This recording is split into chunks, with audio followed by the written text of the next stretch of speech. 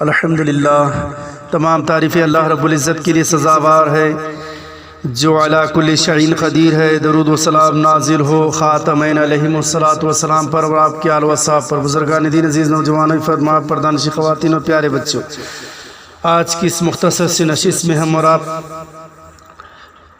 مہدوی کے عمل کو سمجھنے کی کوشش کریں گے۔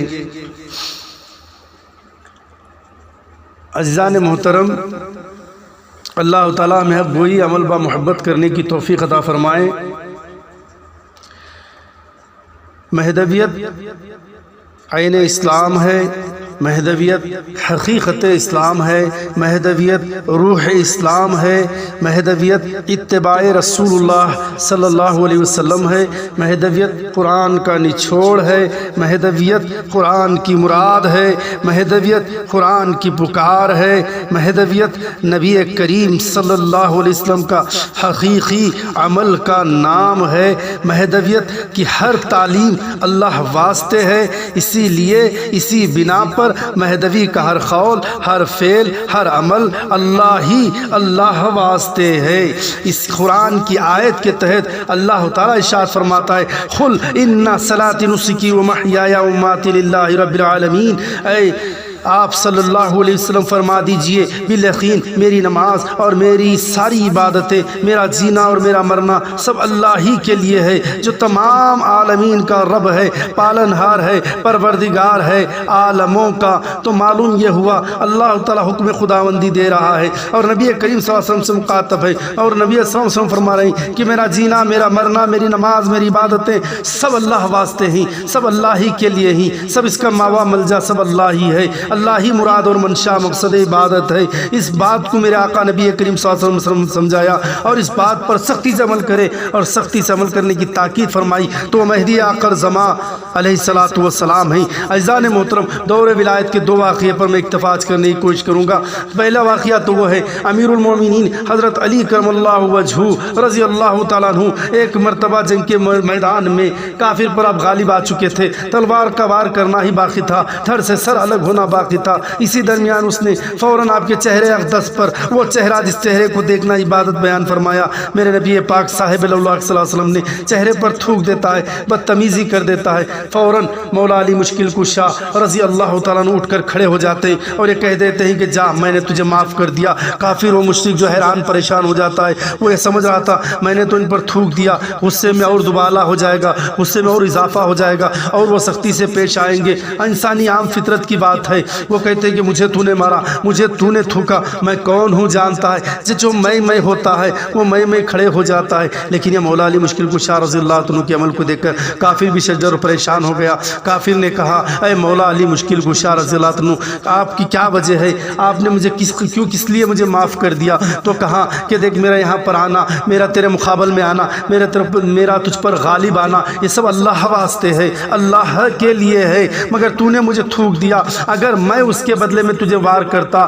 تو میرا خصاص ہو جاتا، وہ میرا بدل ہو جاتا اور میری دشمنی ہو جاتی، میرے بغض و عناد کی وجہ سے میں تجھ پر وار ہوتا۔ نہیں، میں اپنے دشمنوں کو معاف کر دیتا ہوں، لیکن میرا تلوار اٹھانا، میرا ملنا، میرا سلام و کلام سب اللہ ہی کے واسطے ہے۔ مولا علی مشکل کشا جو فاتح ولایت تھے، آپ نے درس دے دیا، آپ نے سمجھا دیا کہ میرا یہاں پر آنا، میرا سمجھانا سب اللہ واسطے۔ یہ تھے وہ اخلاق جسے کافر بھی دیکھ کر جو ہے آپ پر جو ہے گرویدہ ہو گئے، اسلام لا لیے سچے دل سے، کہاں کیا مذہب اسلام ہے، کتنی اونچی اور اچھائی تعلیم یہاں پر ہمیں ملتی ہے۔ تو یہ دیکھیے، اور ایک عمل آئیے، رابعہ بصری علیہ رحمہ، ایسے کئی واقعات ہیں لیکن میں دو واقعے پر اکتفا کرنے کی کوشش کر رہا ہوں۔ رابعہ بصری علیہ رحمہ وہ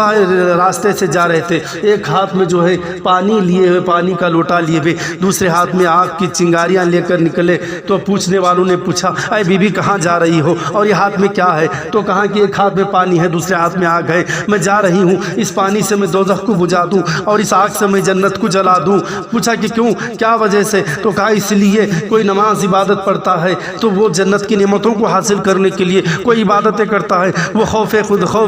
دوزخ کے خوف کی وجہ سے کرتا ہے، کوئی اللہ واسطے نہیں کرتا، تو اسی لیے میں جنت اور دوزخ کی بجھا دوں تاکہ ہر ایک کی نماز، ہر ایک کی ذکر و فکر اللہ واسطے ہو جائے۔ دیکھیے عزیزان محترم، اولیاء کرام کی جو عالیتوں کی تعلیم یہاں پر ہمیں ملتی ہے۔ آپ نے بتایا بتا دیا ہماری نماز، ہمارا ذکر و فکر سب کچھ اللہ واسطے ہونا چاہیے۔ یہ نعمتیں کے لیے، جنتوں کی نعمتیں وہ تو اللہ عطا کرے گا ہی، مگر مقصد عبادت تمہاری جنت نہیں، مقصد عبادت دوزخ کا خوف نہیں، مقصد عبادت تو خدا کا قرب ہے، مقصد عبادت تو اللہ کی رضامندی ہے، مقصد عبادت تو اللہ کی معرفت ہے، مقصد عبادت تو اس کے دیدار خداوندی ہے۔ وہی تو مقصد عبادت جس سے انسان غافل ہو گیا۔ مہدویت نے سمجھائے، مہدی موعود علیہ السلام نے بیان فرما دیا، سمجھا دیا اور بتا دیا کہ ہر مہدوی کا عمل و قول و فعل کس کے لیے ہونا چاہیے، تو کہا کہ اللہ کے لیے ہونا چاہیے۔ تو معلوم یہ ہوا مہدوی کا ہر عمل اللہ واسطے ہے، مہدوی کا ہر قول و فعل و عمل اللہ واسطے ہے، مہدوی کی امامت اللہ واسطے ہے، مہدوی کے مؤذن کی اذان اللہ واسطے ہے، مہدوی کی تجہیز و تکفیر اللہ واسطے ہے، مہدوی کی سخی کی سخاوت اللہ واسطے ہے، مہدوی کے حج و قربانی اللہ واسطے ہے، مہدوی کی تلاوت و تعلیم قرآن اللہ واسطے ہے، مہدوی کا سلام و کلام اللہ واسطے ہے، مہدوی کا بغض و عناد اللہ واسطے ہے، مہدوی کی دوستی و دشمنی اللہ واسطے ہے، مہدوی کی عبادت و عیادت اللہ واسطے ہے، مہدوی کی محبت و نفرت اللہ واسطے ہے، مہدوی کی دوری اور نزدیکی اللہ واسطے ہے، مہدوی کا جینا اور مرنا اللہ واسطے ہے، مہدوی کا ہر ایک سے جو ناتا توڑنا اور جوڑنا سب اللہ واسطے ہے۔ اللہ ہی اللہ ہے، جب جن کا ہر کچھ مقصد ہی اللہ ہے تو کیا انہیں اللہ حاصل نہیں ہو سکتا؟ یقیناً اللہ کی ذات حاصل ہو سکتی ہے، اللہ کی معرفت و قرب خداوندی حاصل ہوتی ہے۔ یاد رکھیے یہ عبادتوں کو حاصل کرنے اور عبادتوں کا تحفظ کا بہترین طریقہ ہے کہ ہم نمازوں کی عبادت کے لیے نماز اور روزہ اس لیے نہ رکھا جائے ہمیں نمازی کہلوانے کے لیے نہیں،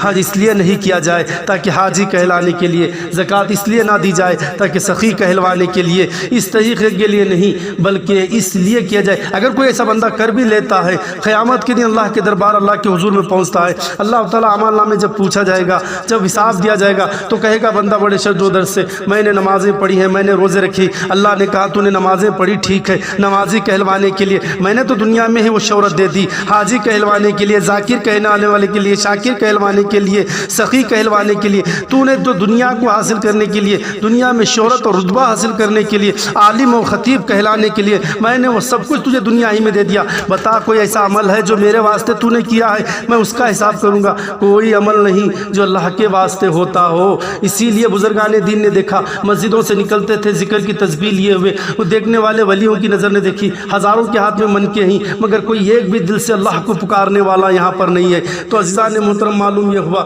کہ اللہ کو اللہ کی دل سے پکارنا چاہیے، مقصد عبادت ہونی اس کے لیے ہونا چاہیے۔ ہماری نماز، ہمارا ذکر، ہماری فکر، ہماری تلاوت قرآن یہ سب قاری کہلانے کے لیے نہیں، حاجی کہلانے کے لیے، نمازی کہلانے کے لیے، ذاکر کہلانے کے لیے نہیں، ایک اللہ کا سچا عابد کہلانے کے لیے، ایک اللہ کا سچا زاہد کہلانے کے لیے، ایک اللہ کا سچا شاکر کہلانے کے لیے، ایک اللہ کی عطا کردہ ہر نعمتوں پر شکر ادا کرنے والے کے لیے ہو۔ یہی مہدویت سکھاتی ہے، یہی مہدویت کا عمل ہے کہ ہر عمل، ہر قول، ہر چیز پر اسی پر نظر کرتے ہوئے چلے جاؤ، اسی کو راضی کرنے کے لیے سب عمل کرتے ہوئے چلے جاؤ، اسی کو خوش کرنے کے لیے سب عمل کرتے جاؤ۔ یہی مہدویت ہے، اسی کو مہدویت کے نام سے ہم اور آپ یاد کرتے ہیں۔ بس اللہ تعالیٰ اس سچے مہدوی بننے کی ہمیں اور آپ کو توفیق عطا فرمائے۔ وآخر دعوانا الحمدللہ رب العالمین۔